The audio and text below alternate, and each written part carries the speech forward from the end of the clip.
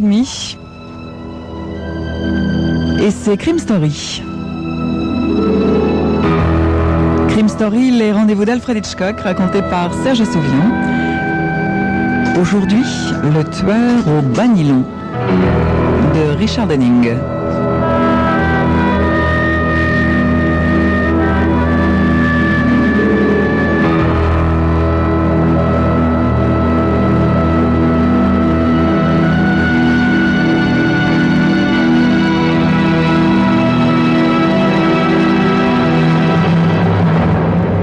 Quand j'ai appris que mon beau-frère allait s'absenter toute une semaine en laissant ma sœur seule pendant cette nuit, j'ai pas pu m'empêcher de me faire un sang d'encre parce qu'il y a un tueur qui rôde dans la ville et que ce malade ne s'attaque qu'aux femmes.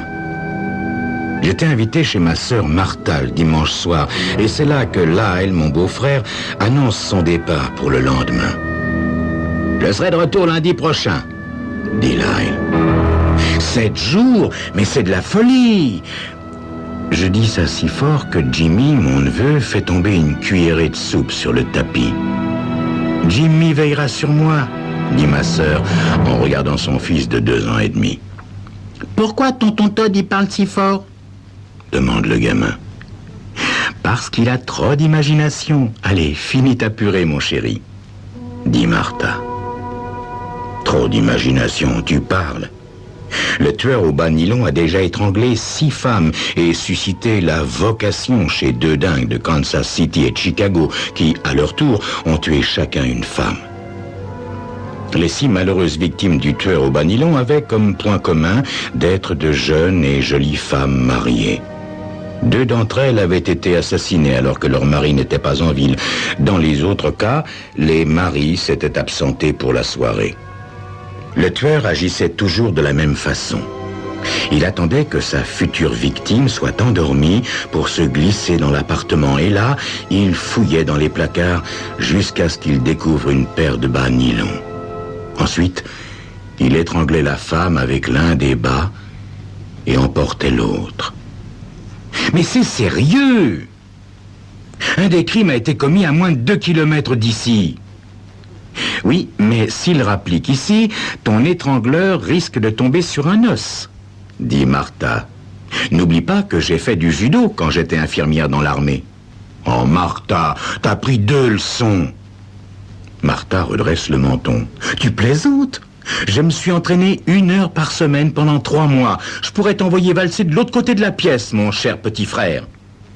Ne t'inquiète pas, poursuit Lyle. Martha s'enfermera à clé tous les soirs et elle n'ouvrira qu'aux personnes qu'elle connaît. Te voilà rassuré? Écoute, Lyle, je suis sur cette affaire depuis le premier meurtre et je sais certaines choses que le public ignore.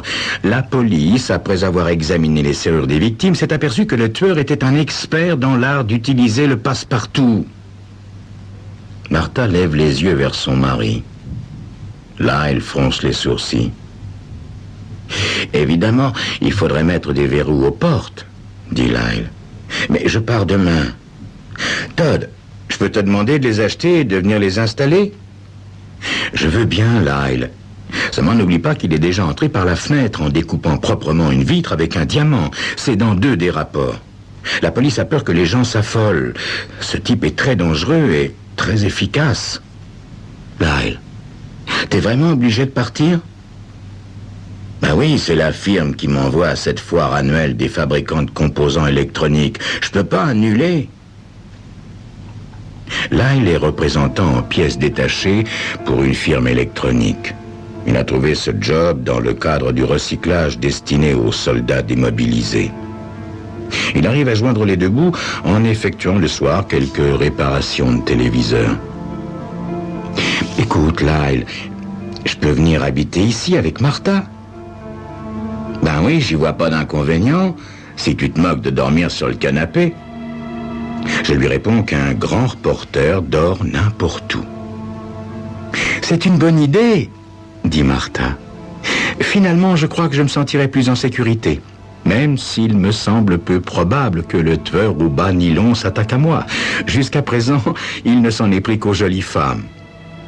Mon beau-frère lui lance une œillade. Mais tu es une jolie femme, ma chérie. Martha lui répond par un sourire affectueux, sachant bien qu'elle n'est jolie qu'à ses yeux. Pour être indulgent avec ma sœur, tout ce qu'on peut dire, c'est qu'elle est quelconque. Pas laide, non, mais seul un homme aveuglé par l'amour peut dire qu'il la trouve jolie. Martha est mince, avec des jambes maigres, et elle est affligée d'un nez trop long qui la fait ressembler à un oiseau, comme moi d'ailleurs. Au journal, on m'appelle le fourmilier. Le rédacteur en chef prétend que c'est à cause de mon habileté à dénicher des histoires intéressantes, mais je suis sûr que mon appendice nasal y est aussi pour quelque chose.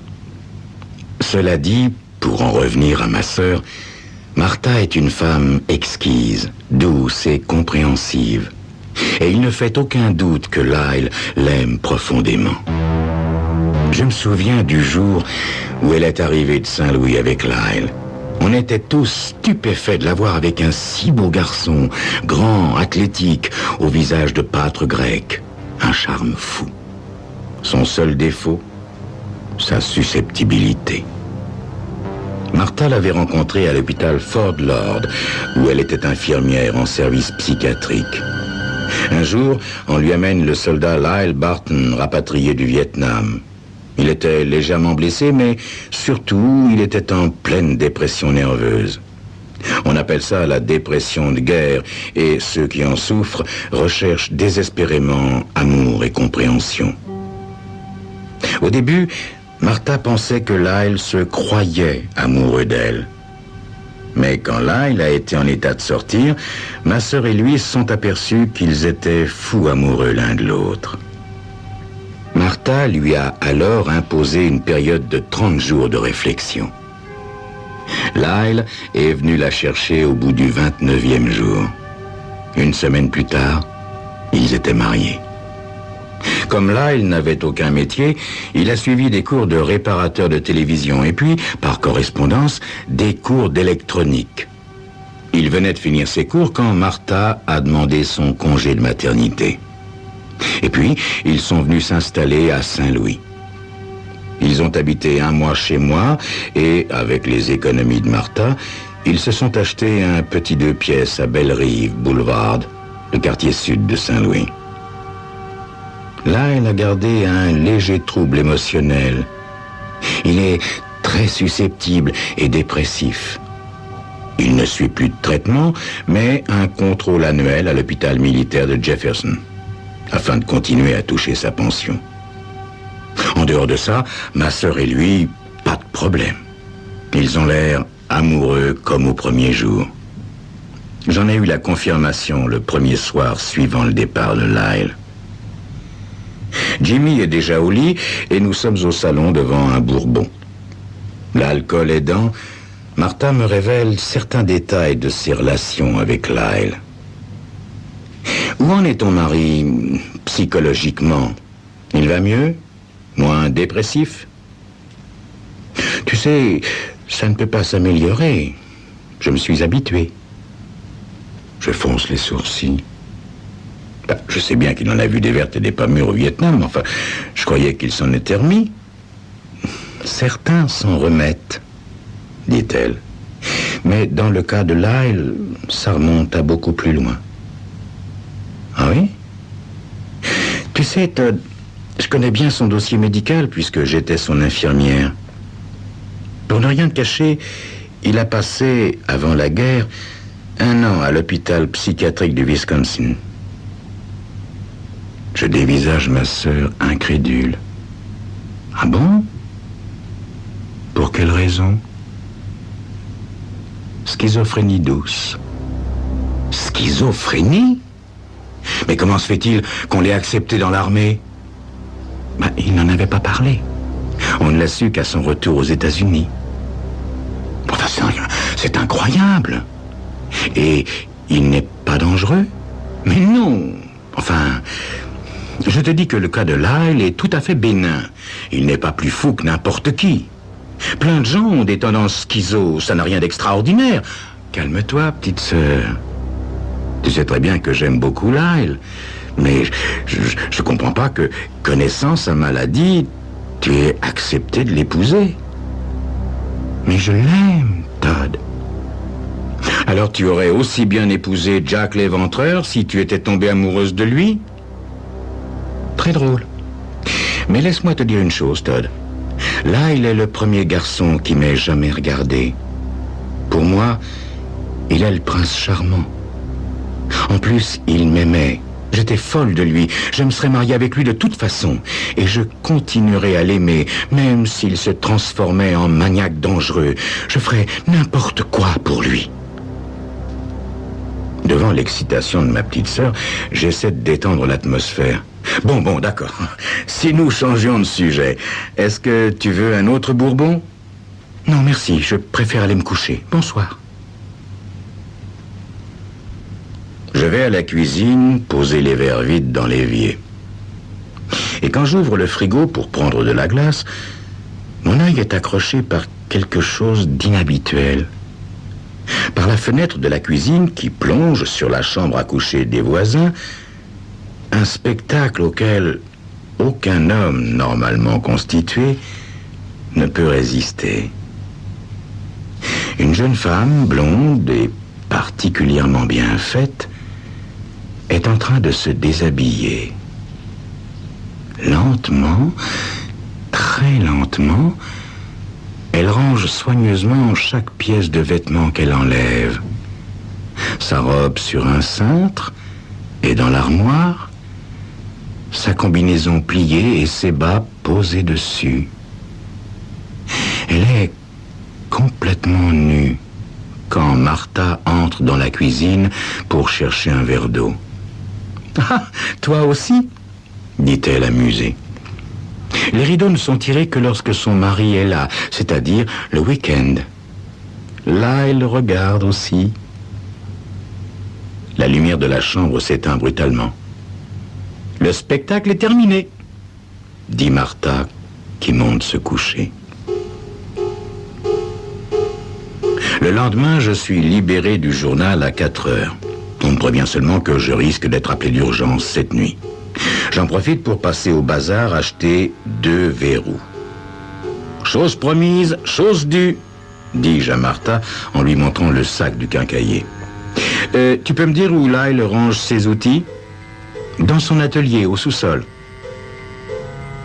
Je mets un certain temps avant de dénicher l'interrupteur, qui s'allume sur un véritable capharnaüm de télévisions éventrées. Sur un coin de l'établi, je trouve un tournevis et une chignole à main. Persuadé que Lyle en possède une électrique pour ses réparations, je continue à fouiller. Dans un tiroir, au fond, il y a un coffret en cuir et une petite boîte en fer blanc fermée à clé. J'ouvre le coffret. Il y a 5 objets. Une paire de pinces à bec, un diamant de vitrier, une petite ventouse en caoutchouc, une paire de gants noirs et une longue tige de fer, mince, faite d'un ressort d'acier. Je comprends rapidement qu'il s'agit là d'un attirail de parfait cambrioleur. Curieux et perplexe, j'essaie d'ouvrir la boîte en fer blanc. J'y arrive à l'aide du passe-partout. Je reste stupéfait devant ma découverte. 8 bas nylon de différentes couleurs et de différentes longueurs. Oh non, mon Dieu, ça n'est pas possible. Je ne peux pas croire que mon beau-frère soit le tueur au bas nylon.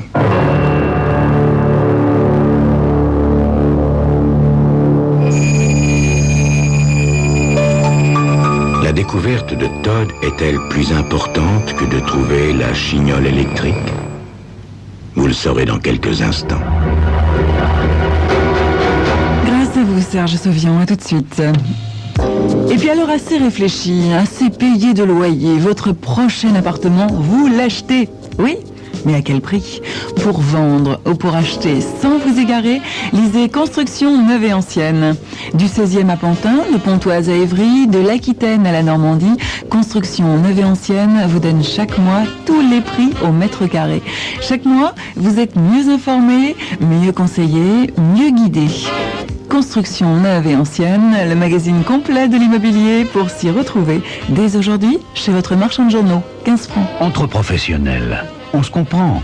Si je dis 25e anniversaire Métro en Europe, je m'adresse à tous les professionnels indépendants, tous ceux qui font le succès de Métro.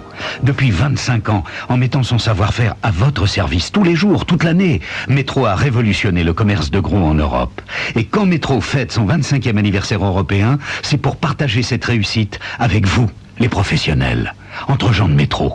On se comprend. 25e anniversaire Métro jusqu'au 31 octobre dans tous les entrepôts Métro de France. Science Illustrée est arrivé. Science Illustrée, le magazine captivant des années 90 répond à toutes vos questions. Quels exploits sportifs peut-on accomplir en apesanteur? Pourquoi a-t-on tant de mal, c'est vrai, à retenir ses larmes? Quels sont les dangers qui menacent le guépard? Vous retrouverez donc les réponses à ces questions parmi bien d'autres dans Science Illustrée aujourd'hui chez votre marchand de journaux.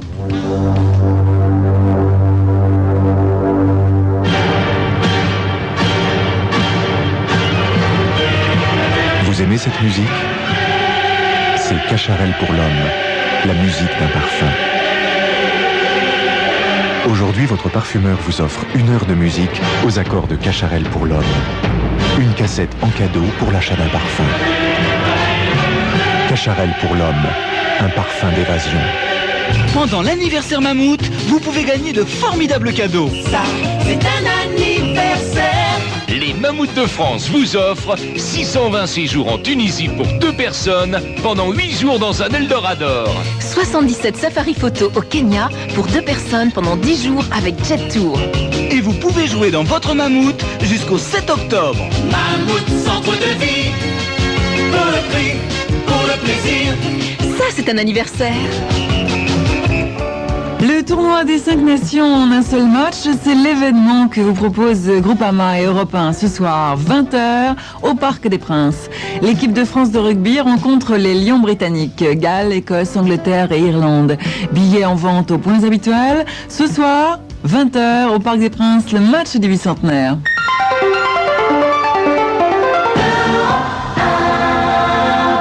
Et voici la suite de Crime Story.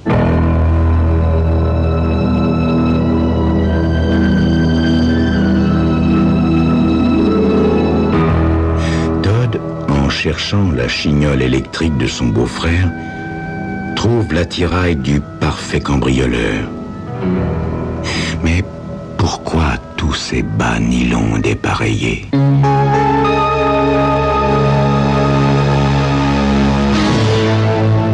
Avant d'alerter la police, je tiens à faire mon enquête. J'ai 6 jours pour ça. Je range les bas nylons dans la boîte, remets le coffret en cuir à sa place. Je finis par trouver la chignole électrique. Je remonte et me mets à percer les trous pour les verrous. Nous passons une soirée calme et agréable. J'évite, bien évidemment, d'amener la conversation sur Lyle. Mais le lendemain matin, je ne perds pas de temps. Je demande un rendez-vous à mon vieux copain Sam Carter, devenu un des plus brillants psychiatres de la ville. Il faut faire vite. Aussi, je lui demande de me trouver le plus rapidement possible des renseignements sur Lyle Barton. J'ai de la chance, Sam m'apprend qu'il a une consultation à l'hôpital militaire et que, par conséquent, il aura accès au dossier de Lyle très facilement. J'arrive à son cabinet à 19h. « Intéressant, ton bonhomme, » me dit Sam, ignorant qu'il s'agit de mon beau-frère. « Sais-tu que son père a étranglé sa mère avant de se faire sauter la cervelle ?» Je suis atterré. Et quand cela s'est-il produit? Lyle Barton avait alors 12 ans. D'après le rapport de l'époque, le gamin dit que c'était bien fait pour sa mère. Il la haïssait. En revanche, il adorait son père. Il avait décrit sa mère comme une femme très belle, mais frivole. Il a compris très jeune qu'elle avait des amants.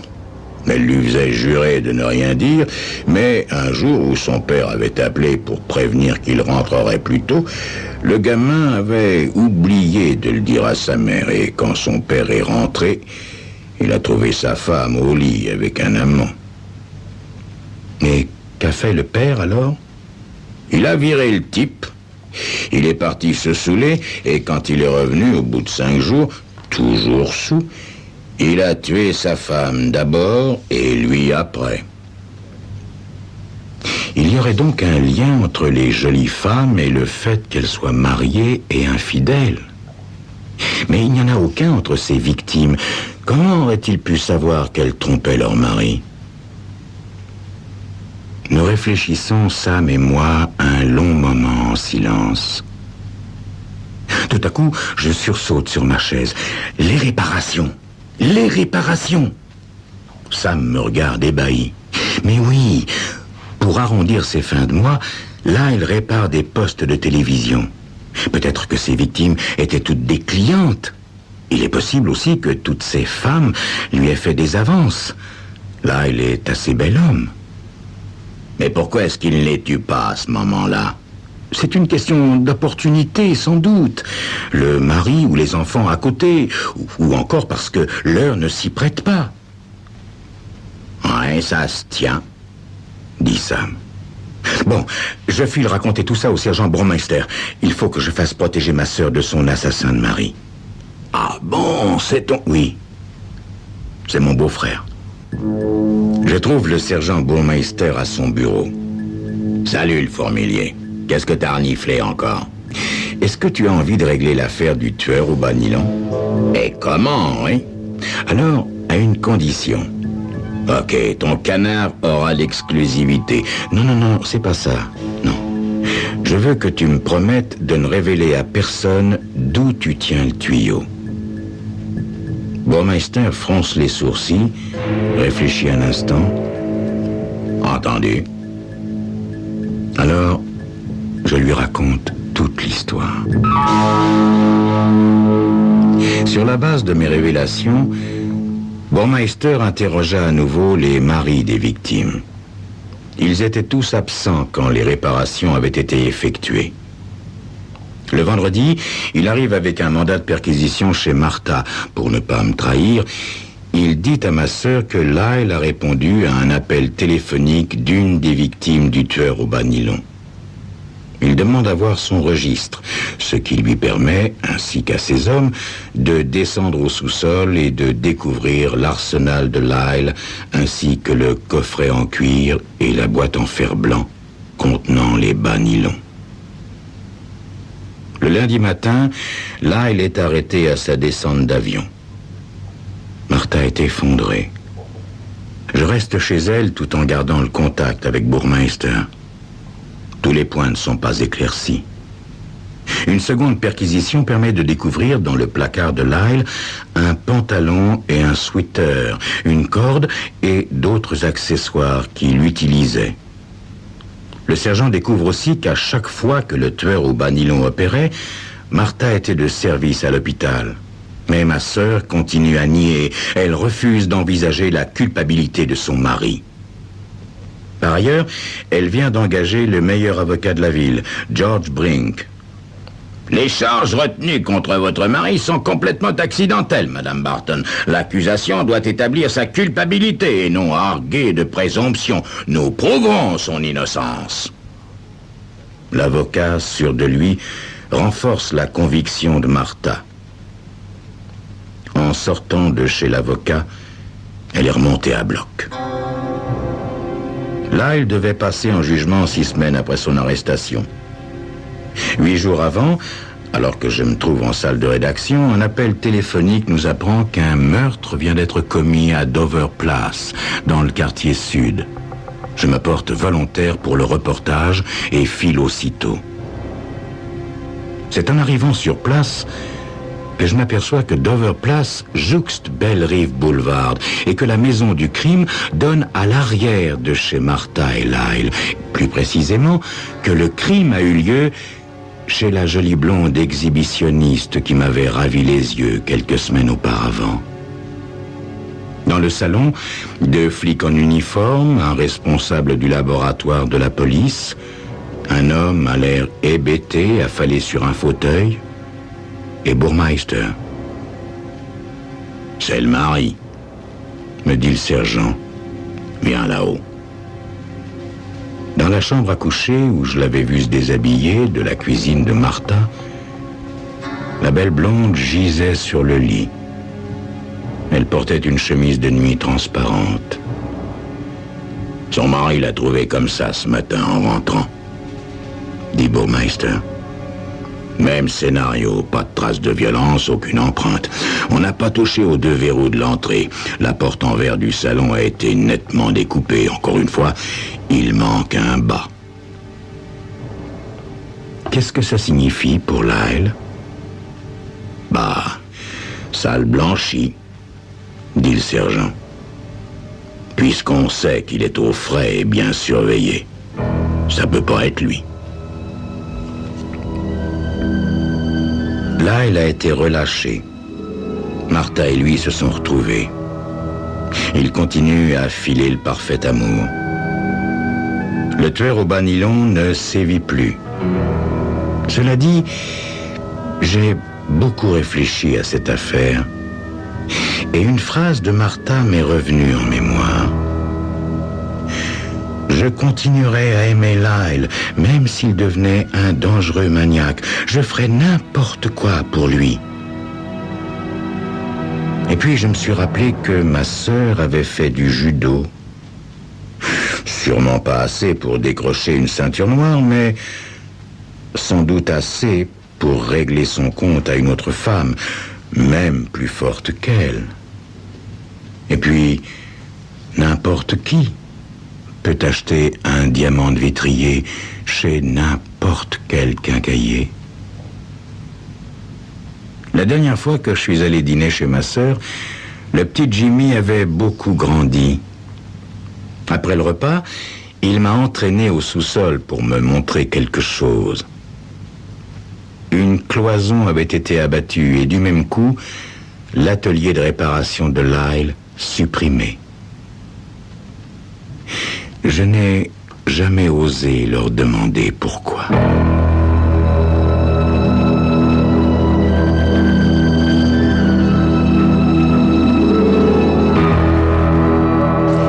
C'était Crime Story, les rendez-vous d'Alfred Hitchcock, racontés par Serge Sauvian. Aujourd'hui, le tueur au bas nylon de Richard Denning.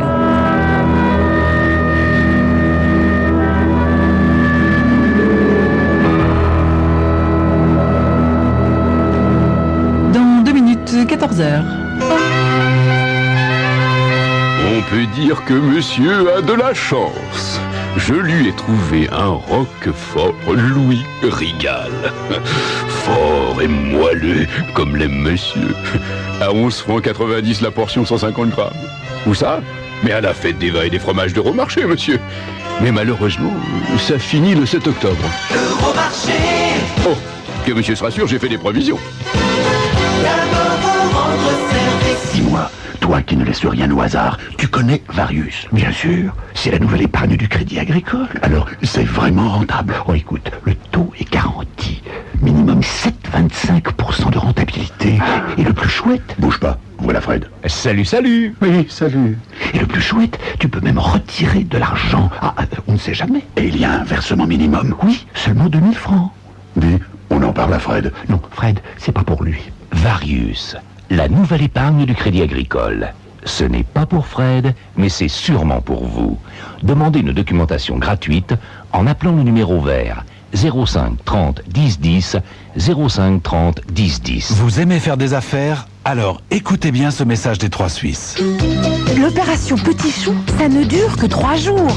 3 jours pendant lesquels vous avez 15% de réduction sur toute la mode enfant, des pages 404 à 489 du catalogue 3 Suisses.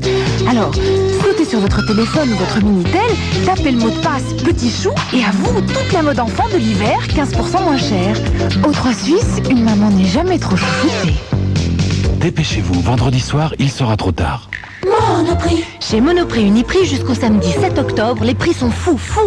Tenez un exemple, une boîte de 6 croquettes de poisson à l'ail et aux fines herbes Beaumont pour 5 francs 95. Vous vous rendez compte? 5 francs 95 les 6 croquettes de poisson. Et puis un autre exemple, la salade composée vite prêt, à votre avis 5 francs 50. Si tout ça n'est pas fou, alors qu'est-ce que c'est? Quand Monoprix Uniprix pense à vous faire des prix fous comme ça, on se dit que la folie a parfois du bon.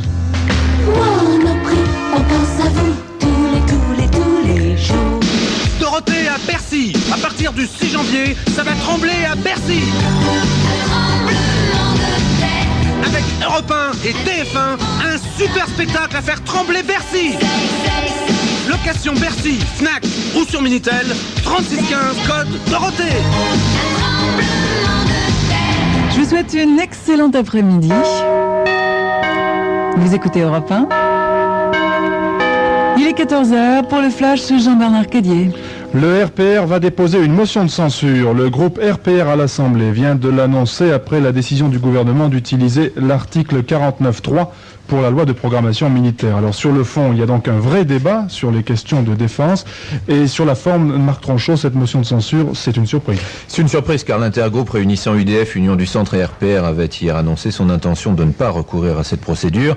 La décision du groupe gaulliste de finalement déposer une motion de censure est entre parenthèses un signe tout à fait intéressant qui montre bien à la fois le peu de poids de cet intergroupe